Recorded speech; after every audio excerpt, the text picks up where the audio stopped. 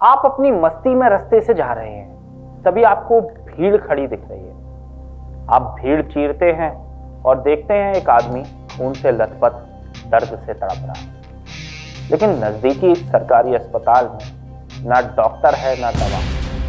आप दौड़ते हैं उस आदमी को लेकर प्राइवेट क्लिनिक की ओर, लेकिन वहां मिली नकली दवा, जिससे और हालत बिगड़ जाती है। ये कोई डरावनी कहानी नहीं, बल्कि बिहार के लाखों लोगों की रोजमर्रा की हकीकत है। नमस्कार, मैं निकेत दीक्षित राजीव टाइम्स की स्पेशल सीरीज बिहार फाइल्स के इस एपिसोड नंबर 4 में सभी का स्वागत करता हूं। आज हम खोल रहे हैं बिहार के पब्लिक हेल्थ केयर सिस्टम की जमींदोज होने की सच्चाई, जहां पीएचसी और सीएचसी नॉन फंक्शनल पड़े हुए हैं। डॉक्टरों के पद 1 या 2 साल नहीं, दशकों से खाली हैं।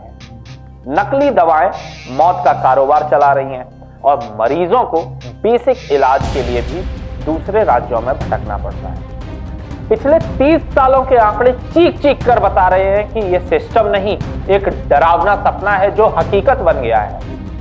आइए नजर डालते हैं आंकड़ों पर। 1995 के आसपास जब बिहार की आबादी करीब 8 करोड़ थी, तब से हेल्थ इंफ्रास्ट्रक्चर की नींव कमजोर थी। प्लानिंग कमीशन की रिपोर्ट बताती है कि पीएचसी और सीएचसी की संख्या जरूरत से आधी भी नहीं थी। 2005 में national rural health mission NRHM launch हुआ, लेकिन बिहार में यह असरदार साबित नहीं हुआ। 2015 तक स्टेट हेल्थ सोसाइटी के डेटा से पता चलता है कि हजारों पीएचसी और सीएचसी में बेसिक सुविधाएं गायब थी। कई ब्लॉक स्तर पर डॉक्टरों के पद 15-20 साल से खाली पड़े। 2016 में इंडिया टुडे की रिपोर्ट में खुलासा हुआ कि बिहार में सरकारी डॉक्टरों की संख्या इतनी कम है कि एक डॉक्टर पर 30,000 मरीजों का बोझ है, जबकि WHO का स्टैंडर्ड इसे 1:1000 बताता है। आज 2025 में भी नीति आयोग की हेल्थ इंडेक्स रिपोर्ट में बिहार लगातार सबसे नीचे रैंक करता है।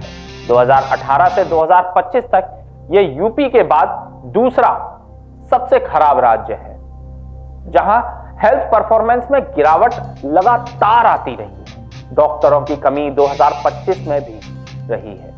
हजारों पद खाली पड़े हैं।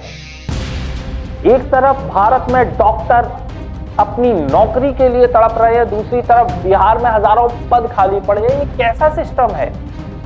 सरकार के ऊपर लगा बेरोजगारी का तमगा, वो इस सेक्टर में अगर आप भर्ती निकालते हैं उसी से ही धुल सकता है। अब बात करते हैं नकली दवाओं की। 1995 से 2000 के दशक में फेक मेडिसिन का मार्केट बिहार में तेजी से फैला है। 2001 में इंडिया टुडे की रिपोर्ट बताती है कि पूरे भारत में फेक ड्रग्स का शेयर 1500 करोड़ रुपए का था और बिहार इसमें सबसे बड़ा हिस्सा था। एक में 5 ट्रिप निकलती हैं। पिछले 30 सालों में सीजर्स बढ़े हैं, लेकिन समस्या जस की तस। 2025 में भी कोलकाता और अन्य जगहों से बिहार में फेक दवाएं सप्लाई हो रही हैं, जिससे हजारों मौतें हो रही हैं और मरीजों का पलायन। 2001 सेंसस डेटा से पता चलता है कि 2.2 मिलियन बिहारवासी दूसरे राज्यों में माइग्रेट कर चुके हैं, जिनमें से कई मेडिकल ट्रीटमेंट के लिए गए हैं। 2022 की डाउन टू अर्थ रिपोर्ट कहती है कि भारत में लाखों लोग मेडिकल केयर के लिए मजबूरन माइग्रेट करते हैं और बिहार उसमें टॉप पर है। लोग दिल्ली, मुंबई या पड़ोसी राज्यों में जाते हैं क्योंकि बिहार में बेसिक इलाज भी नहीं मिलता। भगवान करे कल को किसी को बिहार में चोट ना लगे, क्योंकि शायद एक फर्स्ट एड की बैंडेज मिलना मुश्किल हो जाएगा।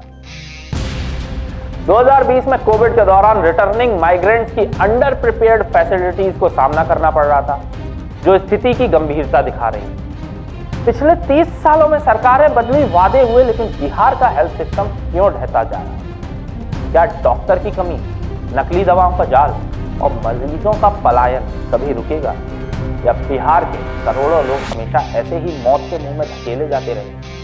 क्या सरकार अब जागेगी या सिर्फ चुनावी जुमला बनेगी? सोचिए, क्योंकि ये आपकी जिंदगी का सवाल है। राजीव टाइम्स के साथ मैं निकेत दीक्षित, दीजिए इजाजत। अगले एपिसोड में मिलते हैं। नमस्कार।